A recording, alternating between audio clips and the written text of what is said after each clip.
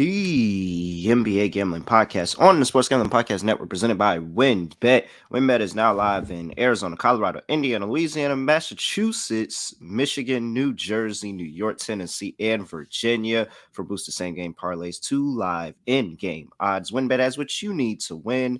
Bet $100, get $100 at wynnbet.com or download the WynnBET app and start winning today. State restrictions apply. Yes, sir. We are back with another edition of the NBA Gambling Podcast, Sunday edition. Yes, the first Sunday edition. You know me, know the voice on the guys. Me, really real villain, Terrell Furman Jr. here at your service. And got my guy Delonte Smith with me. Delonte, what's going on? What's up, man? Looking forward to breaking down the card. Hopefully, bounce back. Lost the lock and dog yesterday, but I think overall podcast did pretty good yesterday. I wasn't sure what I can't remember Scott and Munaf's lock and dog, but I think everything else that we gave out was pretty good. Yeah, I mean, I don't know how you lost the lock and the dog. You had two system plays Sunday, system Saturday. System Saturday was a go. All systems go. Doesn't matter. Utah gets the outright win as a dog.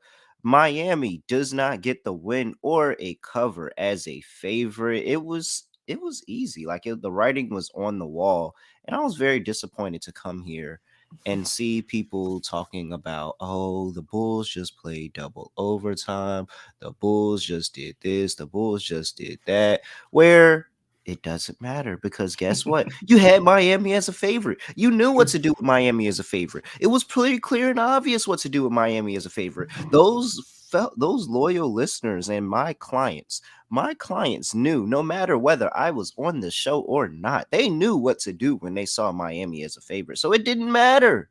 It did not matter. Bulls +3, Bulls money line. It was never in doubt. It wasn't even close. Yeah, they got Absolute smacked. train wreck by the Chicago Bulls in that game. You can't bet the Bulls, but you can bet them when Miami is a favorite. Clearly, you can. All right, let's go ahead and get into today's slate. Trying to make this quick and get the games on the board. We have first game up on the slate, the Denver Nuggets go, and they're playing the Brooklyn Nets in Brooklyn. Nuggets 5-5 in their last 10 games. Opened up as 2.5-point favorites. That line is now down to 2. 228 is the total. That's come down from 231.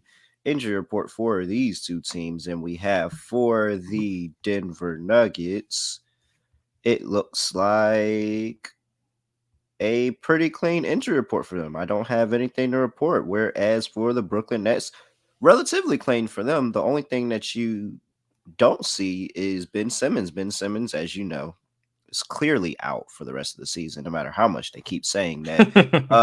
I don't think he's gonna be on the team in the offseason. I think like the first day that he's open to be traded or released, I think they're just gonna get rid of him. Ben Simmons should watch more anime and start prepping his Japanese for when he goes overseas. Konnichiwa. Ben, konnichiwa. That is the first thing you need to know when you get overseas, because your days in the NBA obviously look like they're pretty much numbered here. So you might want to start tapping into some different languages. All right. Denver Nuggets lane 2. What are you doing?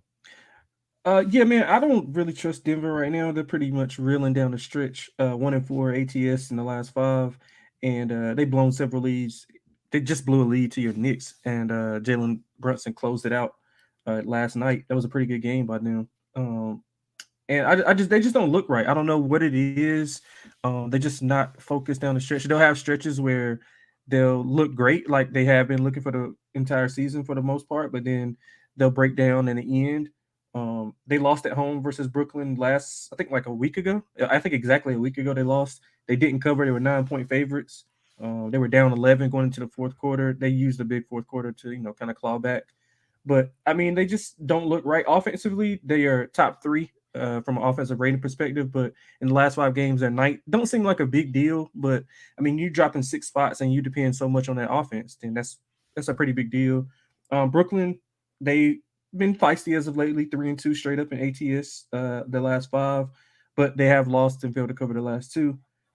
Pretty inconsistent. They've scored like 120 plus in back-to-back games, and then they've struggled getting the offense going, scoring 96 and 107. So kind of a little bit of a Jekyll and Hyde team. It should be a good spot for Brooklyn, but with Denver, with Denver off back to back, but I just don't trust either team at the moment. But if I had to, I'd lean to the Nets. All right. Yeah, Denver off the back to back is slightly concerning.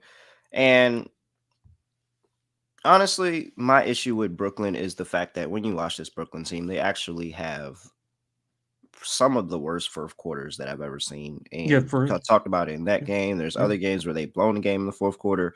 And that's really the only hesitation that I ever have of taking Brooklyn is the fact that right now they have an issue of closing out games. And I think that is honestly just what's the word I'm looking for? It's really just the personnel and the fact that they don't have anybody that's been a closer before. Like everybody on this team has always had to defer to somebody else in the fourth quarter. And that's kind of what happens when you put a team full of glorified role players together. And now they're trying to create their own stride as their own players. And so Spencer Dinwiddie normally had to, defer to somebody else. Mikal Bridges definitely had to defer to somebody else. So now those two guys are the top guys, and they got to figure it out in the fourth quarter of when we need a bucket to go get the bucket. So, here's a play that I will say that I like, and I backed it for the Knicks yesterday, and I'm gonna come back and back it again here for the Nets because the Nets have been pretty good at home in their last 10 games. And that is the first quarter spread. So in the last 10 games, the Nets are 7-3 at home in the first quarter, whereas the last 10 games on the road, the Denver Nuggets are 3-7. And so not good numbers there for the Nuggets. 1 + 1 = 2. Nuggets start slow on the road. Brooklyn starts fast at home. I'm going to take Brooklyn to go ahead and get it done in the first quarter. Now, I'm not going for the first half because, as I saw yesterday, the Nuggets actually a really good second quarter team. So if you do like the Nuggets, you may be able to get something going with the Nuggets in the second quarter and get a better line for them. But I'm going to take the Brooklyn Nets to get out early and try to establish themselves at home against the number one team in the Western Conference. So first quarter for the Nets, I will actually lean Nuggets for this game to go ahead and get the win just because I'm concerned about the fourth quarter woes for the Brooklyn Nets. And they almost blew that game last week. They're still sitting on the mind of the Denver Nuggets. So that was really, I think that was the game that jump started the losing streak for them, actually. I'm not 100% certain. It might have been a game before that. Yeah, But maybe. let me see. Was that the game that jump started this losing Yeah, I streak? can look. No, it wasn't. It was the San Antonio game. San Antonio game started. So no, it was actually the Chicago game. But either way, they kind of, had opportunities at home. Had opportunities at home to close this out. This game was a week ago. It's still fresh on the mind of players. I think that they'll come back out here and be ready to go. So I will slight lean to the Denver Nuggets for the full game, but I am on the Brooklyn Nets to get it done in the first quarter. All right. 228 is the total. That's come down 3 points. What do you like? Yeah, I'd lean to the over, thinking that Brooklyn, like you said, performs better a lot at home. Denver, while they have been struggling offensively, this Nets team does have some holes that they can exploit, like defending the three. Brooklyn's not as good defending the three. Some of the things they can do with Joker against Claxton is pretty advantageous for them. So I'd lean to the over, thinking both teams get up a lot of threes and try to get up and down here. The only thing that kind of startles me is, the Nuggets getting off to a slower start. Coming off that back-to-back. I mean, not much travel, obviously, no travel at all, probably, but you still just weary on back-to-back days, and it's got to be in their head how bad they're playing. So I lean to over. Nothing strong though. Yeah, I am going with an under in this spot, and it's really because Brooklyn is at home, and Brooklyn's defense has been a lot better at home. When we look at their past 6 home games, you have Philly 101. Miami 105. You do have a Milwaukee at 118. That's okay. And then you keep coming down the list, and you have Charlotte at 86 points. You have where are we at? Sacramento at 101. That's really good for a Sacramento offense that earlier this week they held them to 101 points. So they play a lot better defense. And again, we talked about it earlier. There is some question marks on this Brooklyn Nets team on the offensive side of ball at times where they can get very stagnant. You've seen last week where Jacques Vaughn just straight up said the starters aren't giving us any production. We're benching all the starters. And so now you have, question marks. I talked about the fourth quarter where I really don't know what I'm getting from the Brooklyn Nets in the fourth quarter. I'm seeing, like I said, the line dropped 3 points, and I understand why. And I think that this is, first game went to 142. I think that these teams play a little bit better defense. Brooklyn Nets definitely a lot better defense at home. I don't think it takes much for the Nuggets to get the Brooklyn Nets rattled on offense. So I'm gonna go under here. I think this is under game. Yeah, don't All right. like it. Yep. And for player props, any player props for this one? Yeah, I like Michael Porter Jr. over 2.5 threes. He hasn't been shooting it well his last 2 games. He's 3 of 14 or 4 of 14. So hasn't been seeing the ball go through as much. But I like the matchup for him. He's still over in 3 of the last 5. I think he'll have a bounce back game. This is pretty much a Michael Porter game to me. I think they literally run the offense through him today, and just to get Joker some time off the ball. So Michael Porter Jr. over 2.5 threes. Also like Claxton, points and rebounds over 21.5. No rim protection for Denver. The 29th in rim defense. And Claxton, he's been killing it as of late. He went over this number in 4 of his last 5. Got 3 straight double doubles. 12 or more rebounds and 5 of the last 7. So he should clean up on the glass and get some putbacks in the process of doing that. All right. I am looking for something that I can't find. How do we want to attack this? I think I'm just going to go very, very chalk in terms of player props. And I mean, Nikola Jokic prop is at 25.5. Now we know he isn't he hasn't tried to go score the ball all the time. He's actually more concerned about getting triple doubles than scoring the ball, apparently. But and his triple doubles at plus 125. So that's not a bad look. But at some point, you look at what Joel Embiid is doing in Philly, and you look at the fact that you are about to lose a third-time MVP out of your hands because he's absolutely going insane. And at some point, competition gets to you, and you're tired of losing. And you sit here and you say, I got to be the best player for my team, and I got to make sure that I pull us through this.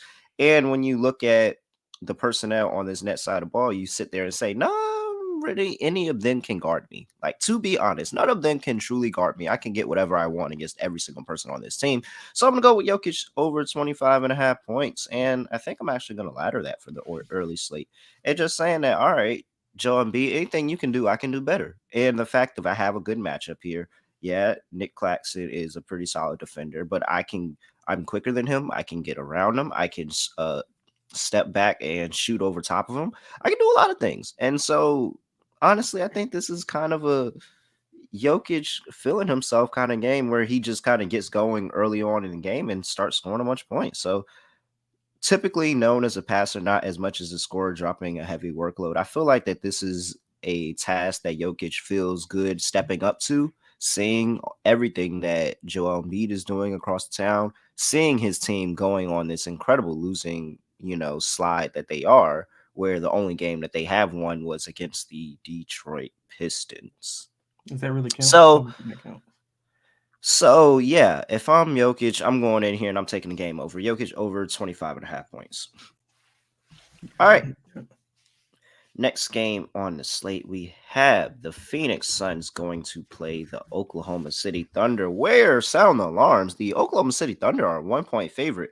Opened up at -3 Phoenix, bet all the way to -1 OKC. 234.5 is the total. That has stayed true. Well, with that line movement, you got to think Devin Booker is out, right? Wrong. For the Phoenix Suns, DeAndre Ayton is out with the hip injury. Landry Shamet is probable with a foot. Kevin Durant is still on IR with that ankle injury. And for the Oklahoma City Thunder, Kenrich Williams, Pokusevski, they are out for extended amount of time. So you still have Devin Booker on this Suns team, but you're getting one at OKC. Yeah, I mean, the number is like I don't know, it seems a little off. Like, so the Suns closed 11.5 at home, and that was with no SGA, of course. So, and then that was the game that KD got injured in the pregame. So, I mean, the odds makers did adjust. So they closed 11.5. Now they're getting what you said, one. I see some 1.5 too. So I don't know. It might be an over adjustment. I mean, I don't think you can get. Don't think you can go from 11.5 with home court, SGA, and just 8 and out. I don't think that's worth like what 12.5 points. So that's kind of odd to me that this, that number is just kind of off. But um, I mean, the Phoenix, they haven't been playing well as of late. They failed to cover in 4 straight games. They have been playing a tough schedule, but I mean, offensive rating wise, they're like 19th in the last 5 games when they're really sixth on the entire season. So that just goes to show that their offense has been struggling as of late. They did like rout Oklahoma City in that game by 31. And like I said, they covered as 11.5 point dog, but I mean 11.5 point favorite. But I mean, Aiton being out does hurt them because the Oklahoma City's weakness is the interior. So I mean, I guess they're gonna rely on Biyombo, and I guess they post Devin Booker up a little bit more on those guards. Oklahoma City at home, we all know that they're really good. 3-2 straight up in ATS the last 5. What I like about the team is they've been playing better defensively as of late. First in defensive rating last 5 games, allowing under 110 points in that span. So I kind of like the under here. I think it'll be a low possession game with both teams, slowing that ball down a little bit. But as for the side, I probably just lean the Phoenix just on the sheer fact that I don't get why this number moves so much. But nothing strong really. I'll see how far it moves in the Thunder's direction, and then probably be on the Suns money line or something. I mean, it's pretty clear and obvious. DeAndre Ayton is out. That is worth 10 points for this Phoenix Suns team because DeAndre Ayton is the Right. core of this team. Oh, And no, so ultimately, the fact is one, the OKC is playing a lot better ball in terms of right now, and they are fighting for a playoff spot. They are in the playoff hunt. You're going to get, and with SGA in the lineup, they're not a tanking team. Now, when he's out, I 100% would you fade them. They're tanking. It doesn't matter. But he's in the lineup. He's playing in this game. And when you look at with DeAndre Ayton out of the lineup, you lose that rebounding edge because while DeAndre Ayton does only really go for the soft rebounds, he is a lot better than what Bizak Biyombo and even Jock Landale give you rebounding the basketball. Those guys are not good rebounders. They are really not. And so you lose the edge that you had in this game, which was on the boards, which has been a thorn in the side of the Oklahoma City Thunder for literally the entire season. They have no size to combat with that. And so while you still do have 2 7-footers in Biyombo and Jock Landale, they're not giving you the athleticism and what DeAndre Ayton was giving you. And so that kind of evens things out a little bit closer to the OKC side. You're losing some of that rim protection with DeAndre Ayton. I can see a lot of points in the paint, a lot of drives for Josh Giddey, a lot of drives for SGA. SGA been really, really good against the Suns this season, 29 and 31 points. And so I'm going with Oklahoma City Thunder here.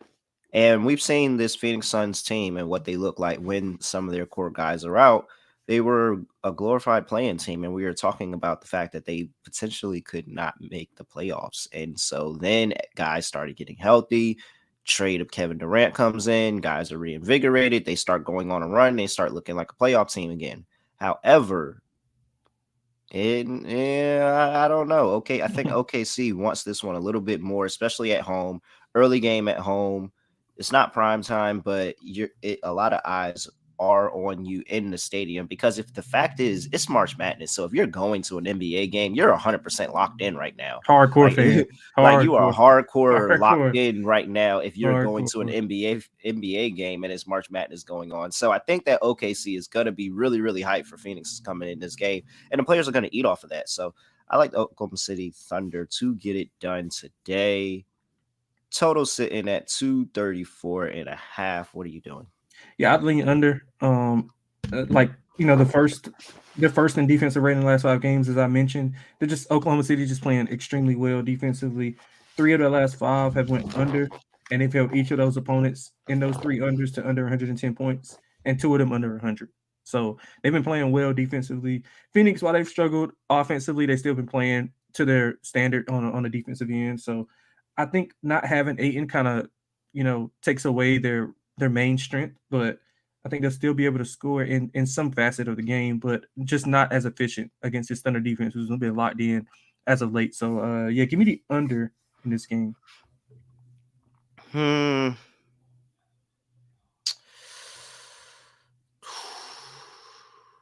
I hate to go against you again, but I'm going against you again It's all because I good, think man. that It's I all think good. that I don't know. I think those defensive stats for the Thunder are you got to look a little bit deeper in that. Last 5 games they played Toronto and gave up 128 to Toronto. 3 Mhm. games before that, Brooklyn, San Antonio, and New Orleans. And which one of those offenses really scare you again?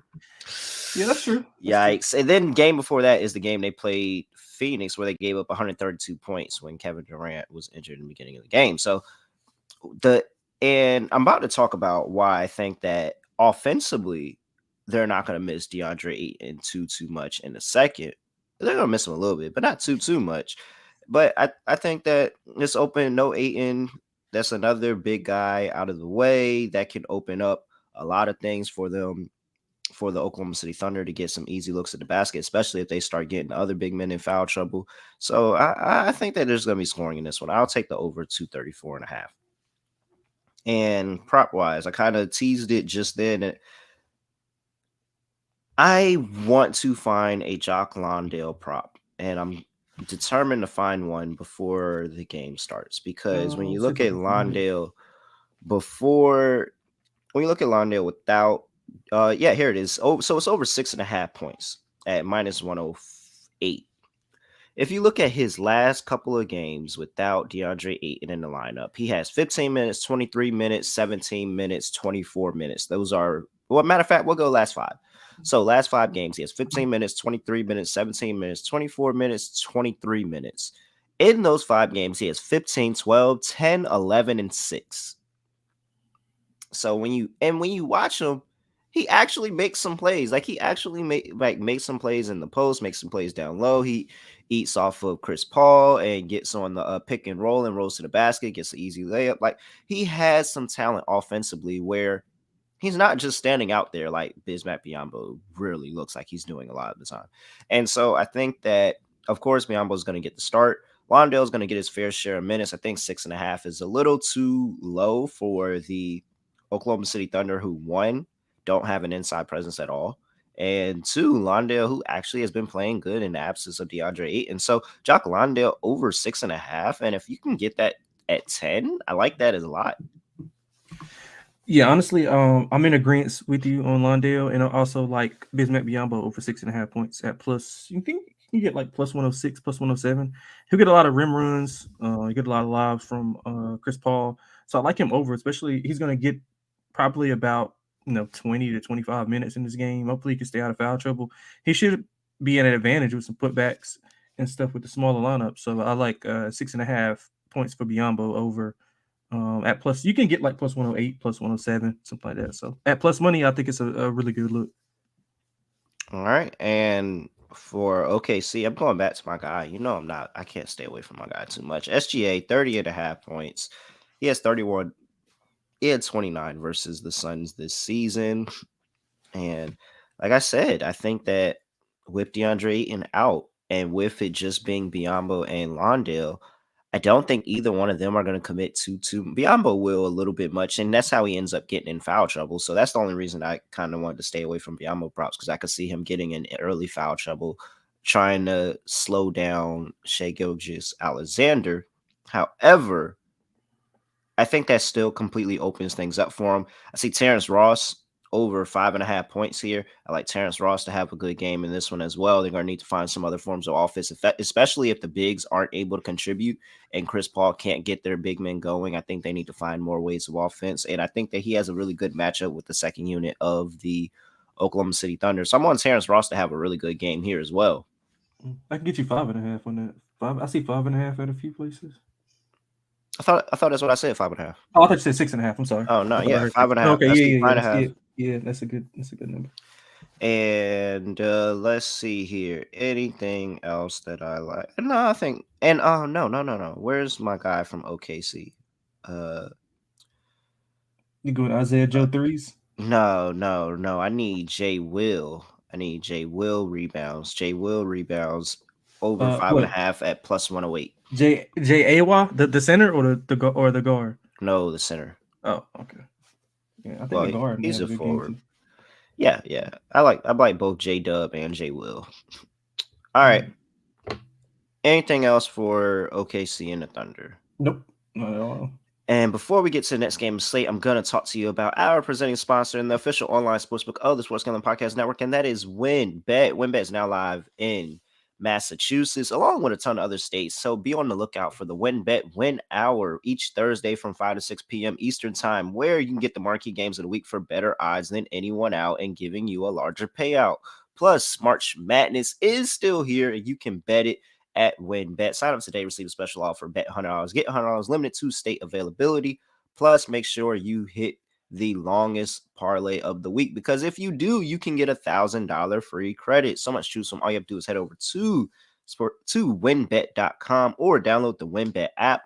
Our subject change terms and conditions at wynnbet.com. Must be 21 or older and present in a state where playthrough WynnBET is available. If you or someone you know has a gambling problem, call 1-800-522-4700. All right, moseying on to the next game of the slate. We have the Atlanta Hawks on the road going to play the San Antonio Spurs. Hawks are laying 9.5. 243.5 is the total. That's actually come down 2 points from 245.5. 243.5 is the total. Injury report for these two teams. And for the Atlanta Hawks, we have Trae Young, who is questionable with the knee injury. What is he not questionable with now these days?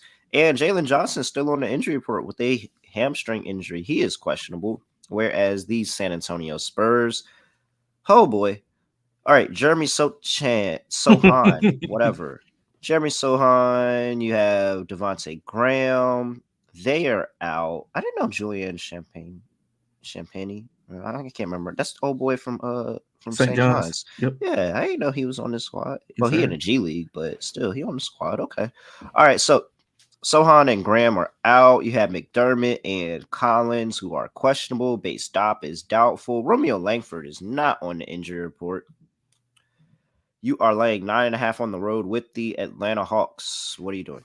Yeah, I'm not laying anything with Atlanta anywhere. I don't trust I don't trust them. I don't trust the Spurs to not blow the game and potentially a cover like they did against Memphis. I don't know if did you watch that game or did you see anything? Like they were up 9 with I think like under 90 seconds left in the game, and they ended up going to overtime, almost losing the cover. They lost by 6, and it Yeah, was I simply mean, all because of Zach Collins. it was a tank job. Yeah, It like was that's why if you listen to the show and you caught my dog of Spurs first half at 2-1, then you cashed nicely and you weren't worried about the end of the game because you knew the Spurs are doing a tank job. yeah, so I don't trust either side. I mean, DeJounte Murray probably have a big game. I think this might be the first time he's returning to play the Spurs, if I'm not mistaken. I got to look into that, but I don't trust them either team. I'll probably be sitting this one out, even though the number's high. I lean to the over. Both teams allowed 120 plus in 3 of the last 5 games. 4 of the Spurs last 5 went over. 3 of the Hawks last 5 went over. They're playing better offensively as of since Quinn has been there. A little bit more flow. He's got to implement some of his stuff. I guess it's more complicated than probably they've ever seen. So it's going to take some time. It probably won't get really hardcore until next season. But I mean, they have looked exponentially better with Quinn there. So I'm leaning to the over, even though it's a big number. I will pass on the side if I had to. I'd probably just lean to the Spurs. All right. And so, well, I mean, it's pretty obvious. I'm pretty sure everybody should know what I'm doing if you've been listening to the show long enough. If you haven't, it's okay. It's perfectly fine. I will let you know because I'm not laying points with the Hawks on the road. I'm definitely not laying double digits with the Hawks on the road. Absolutely not. Why would I ever lay points with the Hawks on the road? Come on now. And Dylan just put in the chat 4-8 as an away favorite for the Atlanta Hawks. And so, no, I'm really, really good on that, by the way. Like, extremely good. 16-20 on the road, 16-20 straight up this season. I'm not laying it's pretty much as simple as that. I'm not laying that number with the Hawks. However, I will tell you how I am playing this game because if it ain't broke, don't fix it. Guess what we're doing? We're taking the Spurs in the first half money line because the Spurs are a taking team that still want to play basketball. Like they still have some type of integrity for the sport in playing the game of basketball. And what does that mean? That means that they play and they get up early. So Atlanta 4-6 ATS in the first half on the road of their last 10 games. 4-6 on the money line on the road in the first half in their last 10 games. It's pretty simple there. 1+1 = 2. I'm going to take the San Antonio Spurs to go out there and put together a very good home effort in the first half of this game. I still like what the Spurs are doing in terms of the lineup right now. And now, you still have Keldon Johnson and Devin Vassell in that lineup. Trey Jones, they've actually moving Malachi Branham into the starting lineup. So I don't know if we're going to get Trey Jones starting or if this is going to be another Trey Jones coming off the bench game and Malachi Branham. But Malachi Branham's been playing really, really good basketball. And so I expect for Atlanta to do Atlanta things on the road, try to fight back for a lead. Maybe DeJounte Murray has a good game. This is his first game back in San Antonio, so we'll talk about that prop-wise a little bit later. But yeah, I'm going with and the Spurs are just a petty team. Like, have you not remembered all the times that DeMar DeRozan has come back into San Antonio and they've had a really, really good game against DeMar DeRozan and the Bulls? So, you know what? I'm going with the San Antonio Spurs to get that first half money line here. Plus 220 in this game. Plus 220 against the Hawks. Yeah, absolutely. All right. For the total is sitting at 243.5. What do you like there? Yeah, I'll probably lean over. I don't think that either team's going to get as many stops as they should. But I don't think it's going to be a lot of defense in this game. And now the Spurs, I don't know if they're.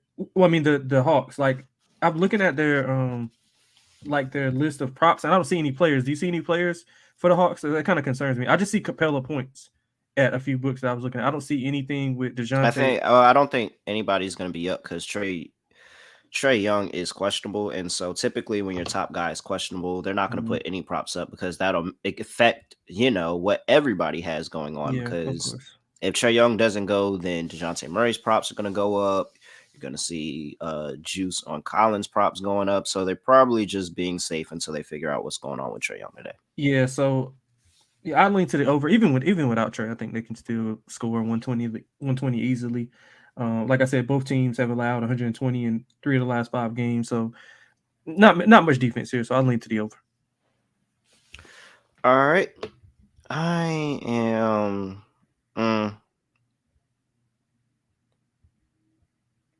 Yeah, I think I got a slight lean to the over as well. I still don't like what the Hawks are doing defensively, and the Spurs aren't going to do anything defensively. If the Spurs do maintain a lead in this game or make this competitive, it's because they're putting up a sheer crazy amount of points. So yeah, I'm going to go with you on the over in that spot. All right, and props. Any props do you like in this one? Yeah, I mean, I'll be looking at DeJounte, whether Trey's in or not. I'll be looking at his points, rebounds, and assists. I'll also be looking at some Keldon Johnson stuff. He's undersized, but he plays, bigger than what he is. So I like his points and rebounds over. Other than that, that's pretty much all I have. I mean, it's kind of hard to dictate. I wanted to take some more Atlanta players, but it's kind of hard to give it out with the status of Trey. So, all right, let's see here. Yeah, I'm going to DeJounte Murray. I'm going to look at his triple double too. Why not? He's back in San Antonio. So, let's see. Going back to my guy Devin Vassell. I expect his props have been short, and he was able to get there. He didn't have the crazy game that I wanted last time out, but he was able to get there.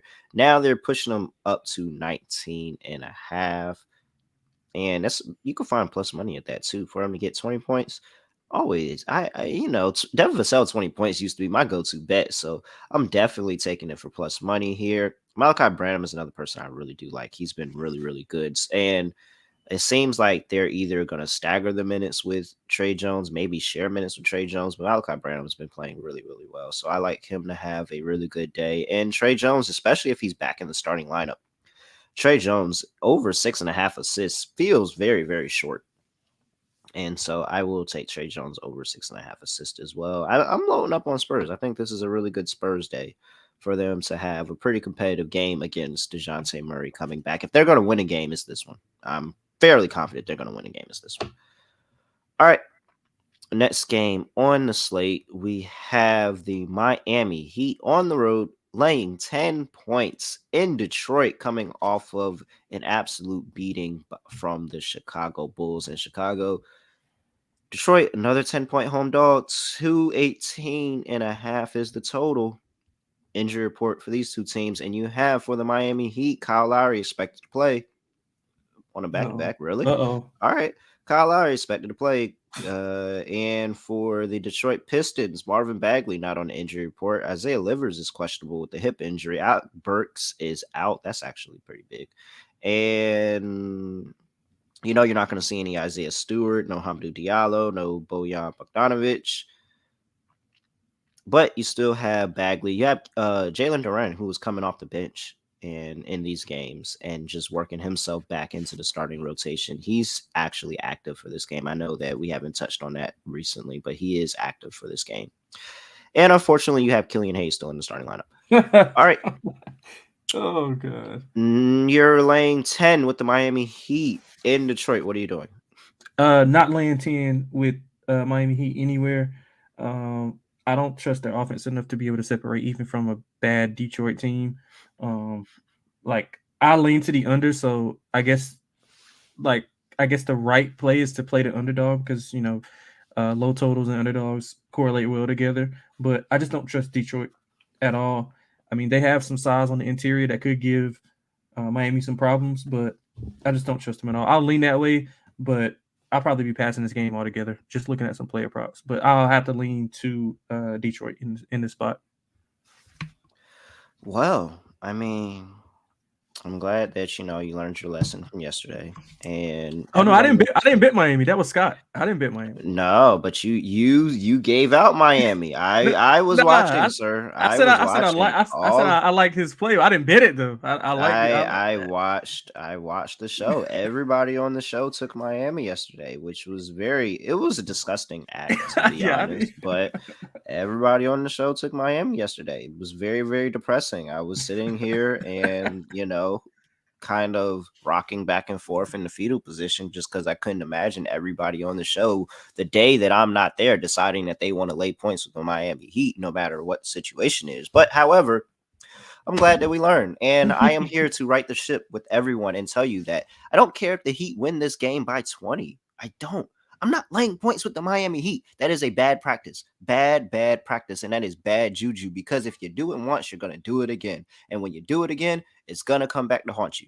We are not going to talk about laying points with the Miami Heat at all until we get to the playoffs. When we get to the playoffs, it's a different story. You have a 7-game series. At some point, you're going to have to lay points with Miami Heat. But we are not talking about this in the regular season. They do not care about covering the game by margin for the regular season. So, now, more things to add to it. Miami Heat this season coming off of no rest. They are 4-6-1 against the spread.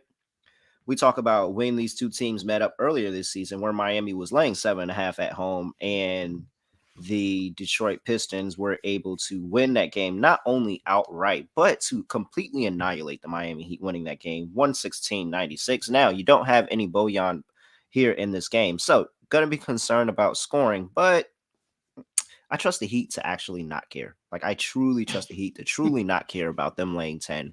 And they win the game maybe by 7, 8. Maybe even lose the game outright. They might even do that.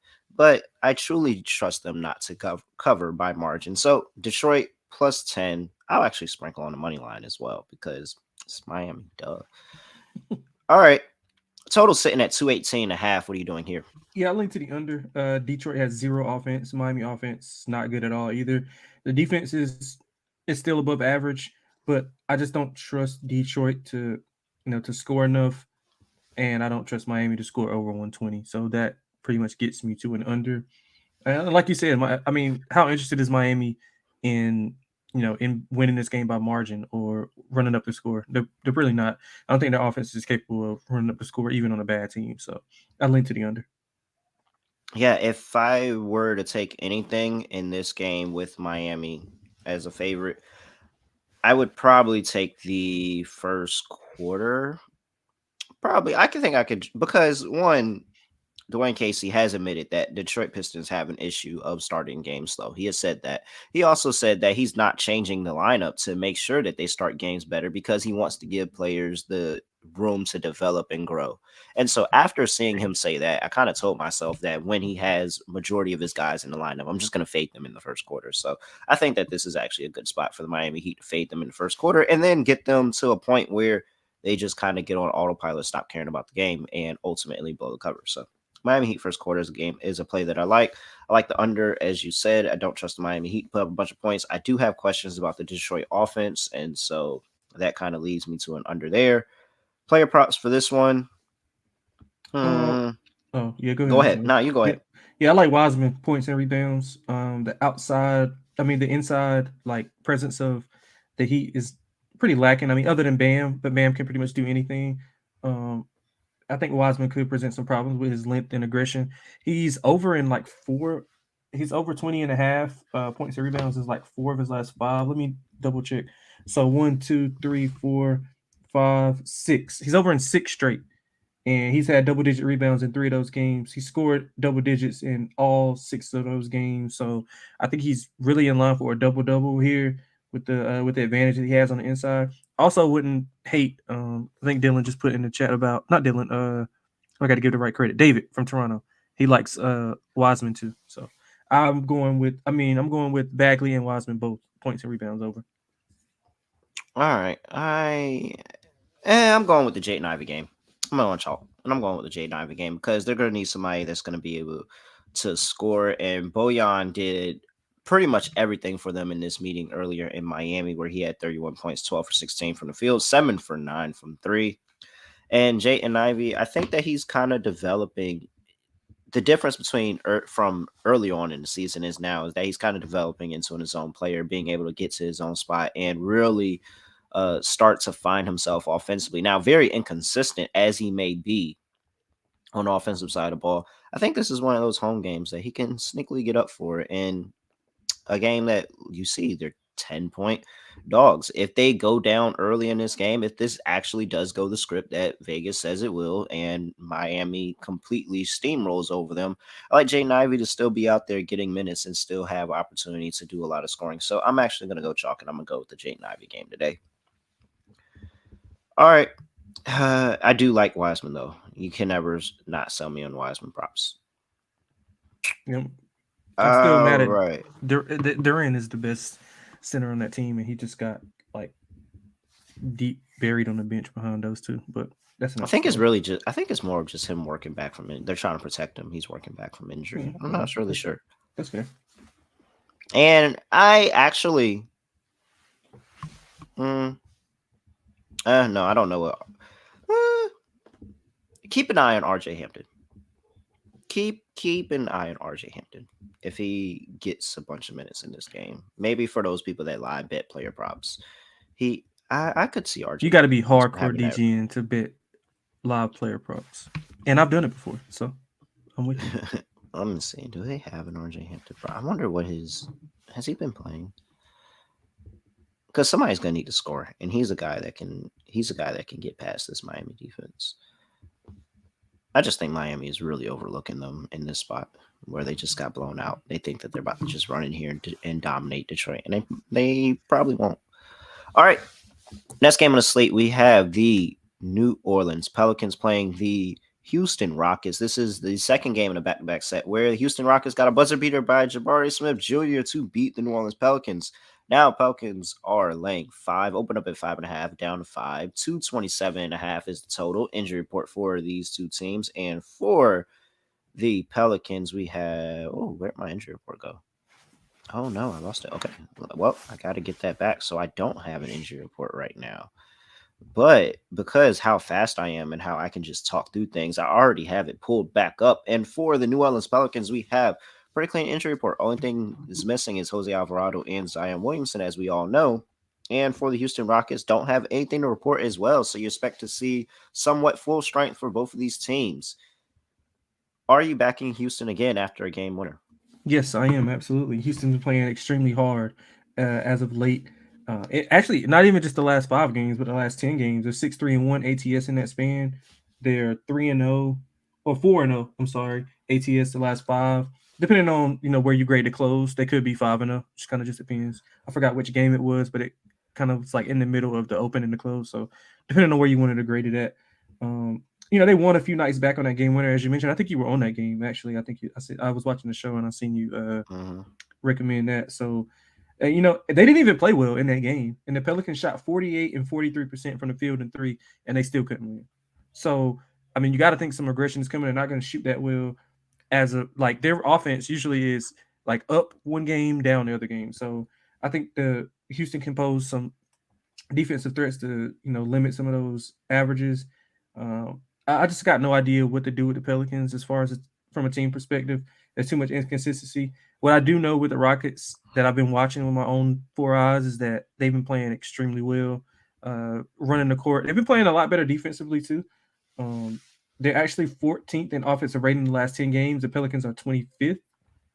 So, I mean, all that stuff is just leads me to the Houston here. I'll put them on the money line and also taking a spread. Because, I mean, this exact same number with the exact same matchup. So, I feel like the Pelicans shot the ball extremely well in that last game and still couldn't get it done. Don't think they'll shoot it well this game. So, give me the Rockets. Sprinkle a little bit on the money line, too. I am... Only reason I'm not going to take the Rockets in this game is by principle of the fact that this is the back-to-back game set, even though it's pretty much the exact same handicap as the other game. And I saw New Orleans dominate that game for about the first 24 minutes for the most part. And then they just let Houston creep back into that game, get back into a position for the cover, and ultimately blew it. So I'm just going to assume that New Orleans finds a way not to blow this game this time around. I'm going to save myself from betting it in the trouble by just taking New Orleans in the first half, -2.5. And just saying that I think that, I did see good things. I will not sit there and say that I didn't see anything good from New Orleans. I saw good things from New Orleans. However, they just could not close out the game. And they let Houston hang around until Jabari Smith was able to hit a last-second three to win the game. So they still are in a playoff hunt. Whether they get there or not, we'll see. But they still are technically in a playoff hunt. They do still have something to play for. I will take them early and get out before they can have any chance of losing my money. So I'll take New Orleans in the first half. But in terms of the show, I will pick New Orleans -5 just because of the back-to-back angle. And that's truly it, but I'm not betting that. All right. 227.5 is the total. What are you doing here?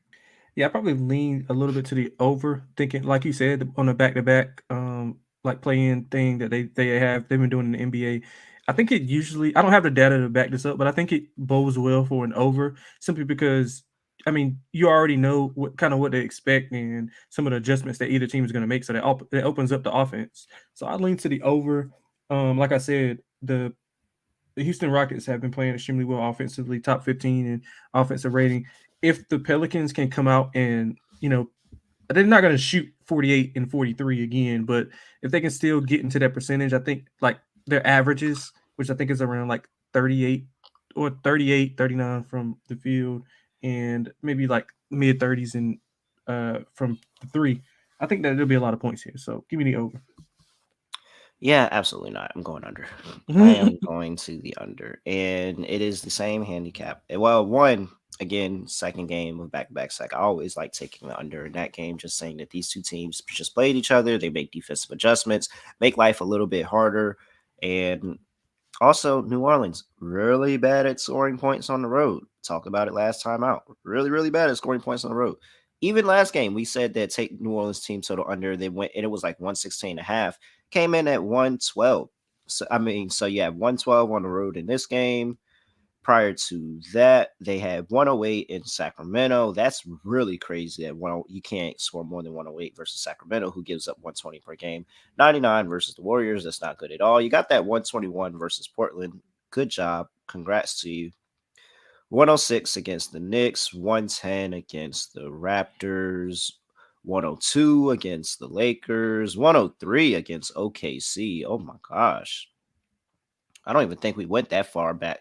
106 versus Dallas. That's really, really, really bad. 113 versus Denver. All right, I guess you got some altitude there. 110 against Milwaukee. I actually think I could truly do this all day. Like, I truly believe that I could do this all day. 96 versus Miami. 110 versus Orlando. I'm still going, waiting to get past 116. Oh man. All right. 103 versus Cleveland, 116 versus Detroit. Jesus Christ, guys. 114 against Boston. Oh, finally, there we go. Another one. All right.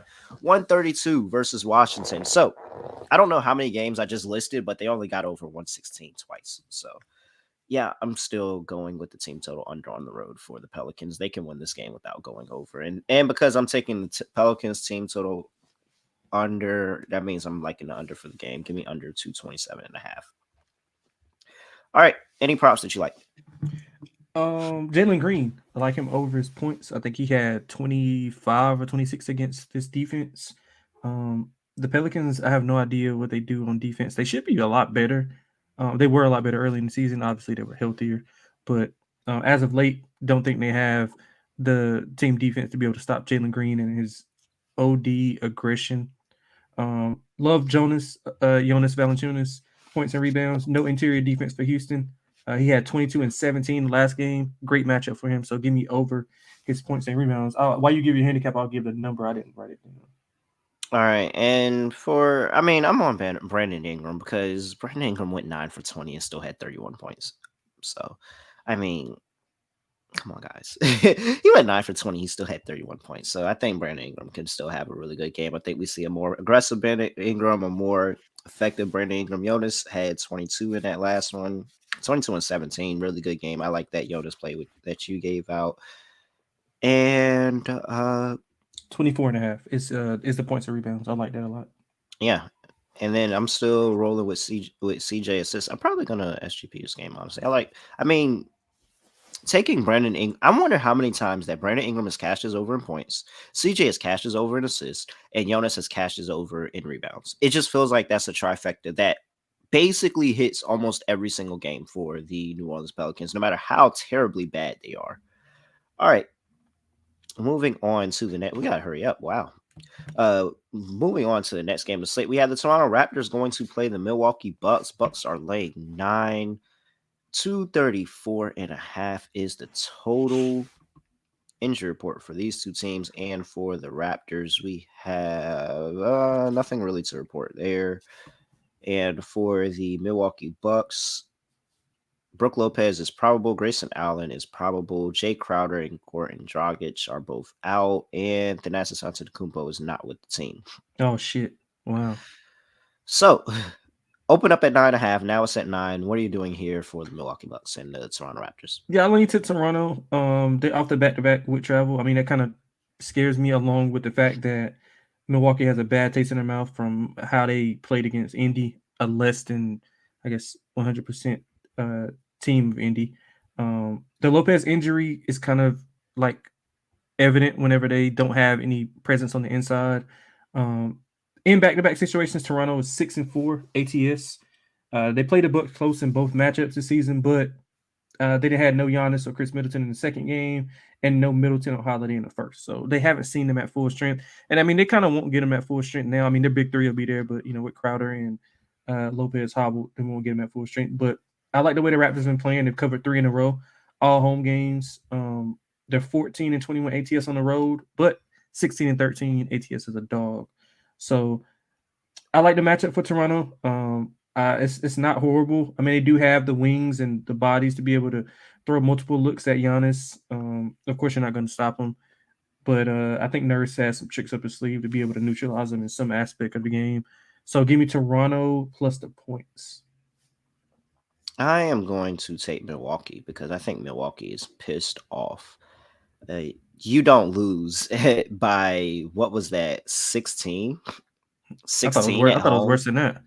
Yeah, like you don't lose like that to the Indiana Pacers at home if you're Milwaukee, and you think that you're just not going to come in with more enthusiasm this next time out. I think that Milwaukee is pissed off. You have a Toronto team who is 14 and 21 against the spread on the road. They're catching a lot of points here, which is slightly concerning, but I think that this is an angry Milwaukee team that wants to come back here and really enforce themselves that, hey, this what happened yesterday, we got to figure it out. We got to nip it in the bud because we can't have losses like that going forward, especially as we're about to try to go and make another run for the playoffs and for an NBA championship. So I like Milwaukee to get it done early. I like Milwaukee to get it done for the full game. I'll take them in the first quarter at -3 and say that they just Yes. come out with Yes. angry and a lot more intensity with the Toronto team that doesn't normally play that well on the road. And so I think that's my favorite play, Milwaukee first quarter. However, I do like Milwaukee for the game to just go out there and impose their will on the Toronto Raptors, saying that, hey, we are not getting embarrassed like that at home again. And we're going to come back and we are going to make it up to the fans. And plus, you also have, again, if anybody is in this game and not watching Marquette, then you are 100% like locked into the NBA. So I think that the home atmosphere is going to be really, really good for Milwaukee Or today. Wisconsin. Wisconsin's got Liberty today. They probably lose. Nobody cares about Wisconsin. All right, Dang, man. Shout out 234. my man Anything for the Scott. total? Nah, nothing. Scott doesn't even care about Wisconsin.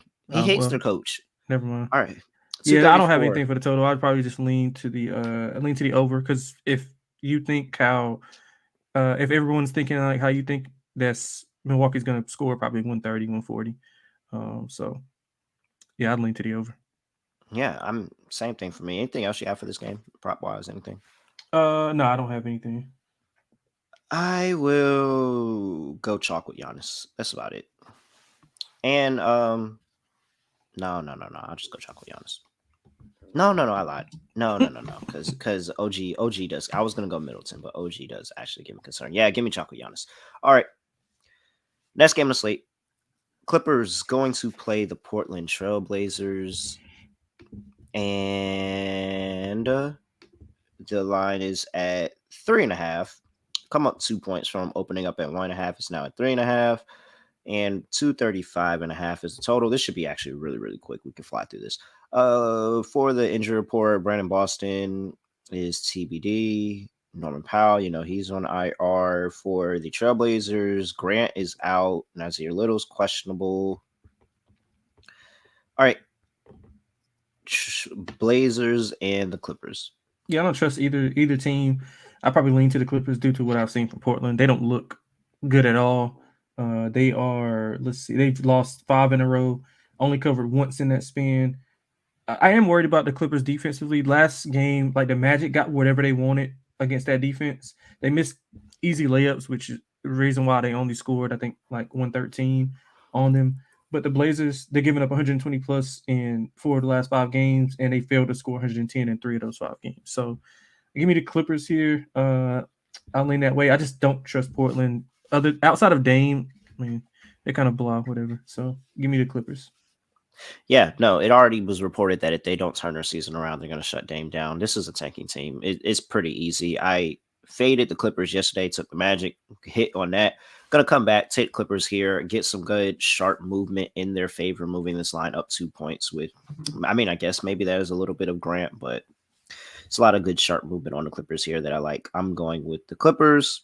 I like the Clippers get it done on the road and still fight for a playoff spot. And that's probably going to be the loss that tells Portland that, yeah, we're going to go ahead and shut Dame down. So you're going to get a lot better lines on player props from everybody else and fade Portland very, very well for the last 2-3 weeks of the season.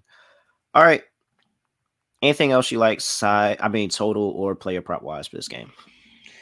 Yeah, I don't really know about the total. I guess the Clippers, although they didn't play well defensively, you gotta assume that they, be more locked in here. So maybe I'll lean to the under, but nothing strong at all. Yeah, no. The only other thing that I think that I'll be interested in is I want some piece of the centers for the Clippers, maybe both, maybe one or the other. It depends where I see this line at.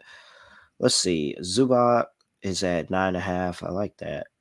But Plumlee normally comes in at like 5.5. And I think that's really good. Even if Zubac gets in, even if they can get Zubac into foul trouble, I like Plumlee to be able to come in. He's been really, really good on the boards for them. I think that the Clippers will dominate the boards today. So I'm on the centers of the Clippers to have a really good day. And I know that this isn't a defensive matchup, But the overconfidence of Russell Westbrook seeing the Portland Trail Blazers thinking that they can't guard him just tells me that he's going to have a bunch of turnovers. Like it just screams to me that he's going to turn the ball over foolishly. So I'm going to say Russell Westbrook turnovers again.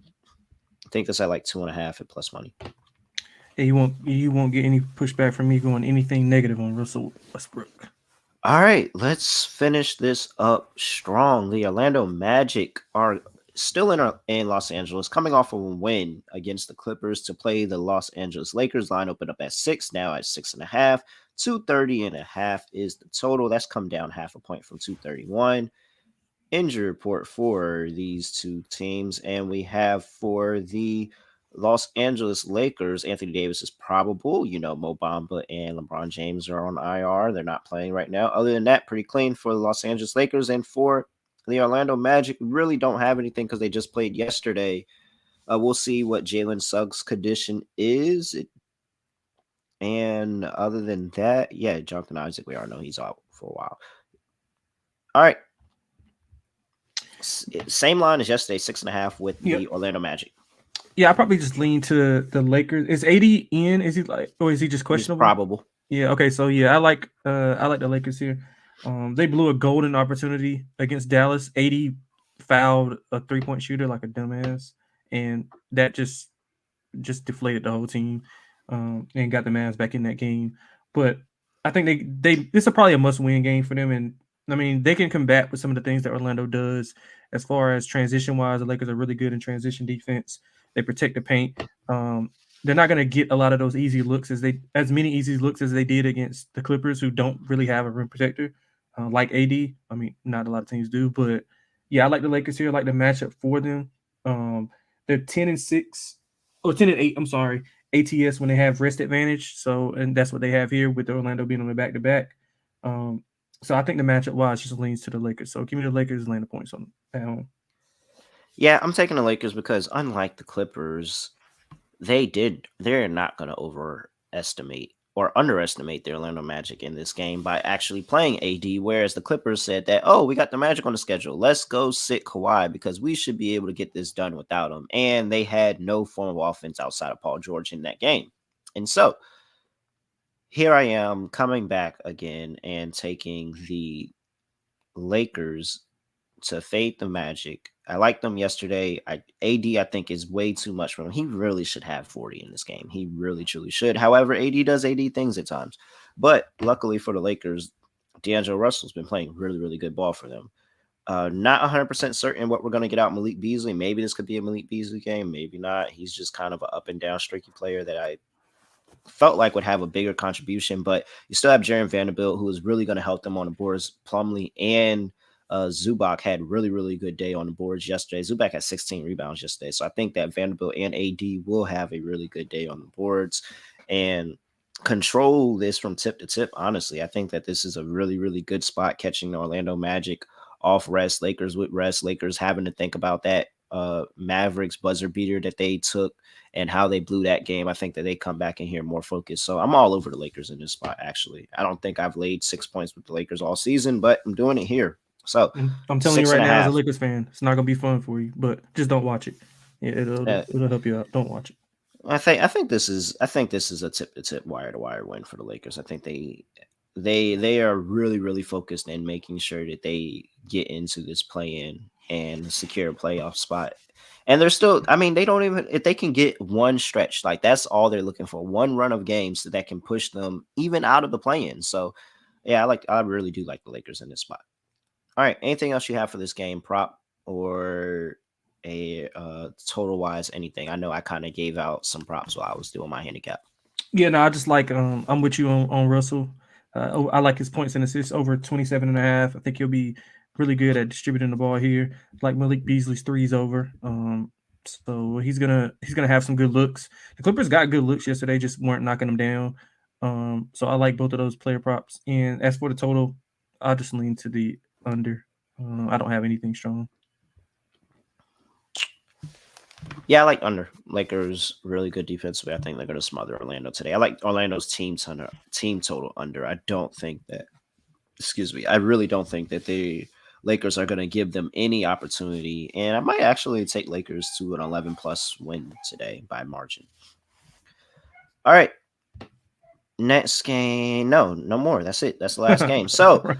before we get into our lock and dog, I got to talk to you about Shady Rays, the independent sunglass company that offers a world-class product. Andrew Robb has been singing the praises of Shady Rays, and I am all in. They have different types of premium polarized shades. They even have snow goggles that if you like going skiing in California, like Sean does. Somehow Sean lives in California, decides that I want to go skiing in California. Now, if I was in California, I wouldn't go skiing. There's a lot of other things I would do, but Sean likes to go skiing. And when Sean went skiing, he had his Shady Rays with him. Should actually go to Sean's page and see the picture. The glasses were so clear that you could see his reflection in his camera from the glasses. Like it was like some Inception type stuff. It was pretty crazy. ShadyRays.com. Use code SGPN for 50% off 2 pairs of polarized sunglasses and try them for yourself because they are rated 5 stars by over 200,000 people. At ShadyRays.com. Promo code SGPN. All right. Let's go lock and dog time. Delonte, what are you doing? I can't nobody hear you. Yep. Give me the Lakers laying 6 at home. We just talked about it. That's gonna be my lock. As for my dog, give me the Houston Rockets plus 5.5. Keep it short and simple. That's not a dog. Rockets on the money line is a dog, but plus 5.5. Well, you know what I mean. Is regular money. Haha, tried to get us. All right. For my lock, I feel like I have a lot of pressure on me. Do I lock up the Clippers? Oh, they're so bad. How do I play this today? Let's go with... let's go with a first half play. Let's go with that first quarter play. Let's take the Milwaukee Bucks. I got them down to 2.5. That is where I feel comfortable with them under 3. So first quarter, Milwaukee Bucks, 2.5 minus 120. That is my lock. Expect them to come out there really, really pissed off that they lost. Even if Toronto does make a run towards the end of the game, I do think that Milwaukee can impose their will early. And for my dog, oh my gosh, you have so much to pick from. Like, you can fade the Heat as a 10-point favorite on the road. You can... You know what? We're feeling ourselves. If it ain't broke, don't fix it. Let's do it again. San Antonio Spurs, first half money line, plus 220. All right. Let's say anything else for the people before we get up out of here. No, but if Cam Woods and Duncan Powell are watching this, you shouldn't have transferred. That's it. We could have won this. We could have won the conference next year. Well, there's a lot of inside things that are going on with the Aggies organization that I understand why they transferred. I'll say that a lot of people are getting out of the state of North Carolina nowadays. All right. Other than that, everybody make sure that you follow the podcast on YouTube.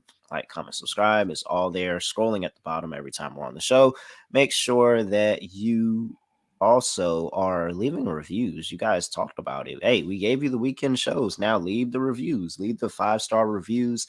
You can even say bad things as long as it's 5 stars. Like, I really don't care what the words that you say. You could actually go in there, and if you sing Cloudy with a Chance of Meatballs and how the guy was just tapping and hitting the keyboard, you could honestly do that. And I truly would not care as long as it's still 5 stars. So just go out there and drop a 5-star review. Appreciate that. Other than that, I really have nothing else to say, nothing else to do, no other way of ending the podcast. So we're just going to end it like this. We are out of here.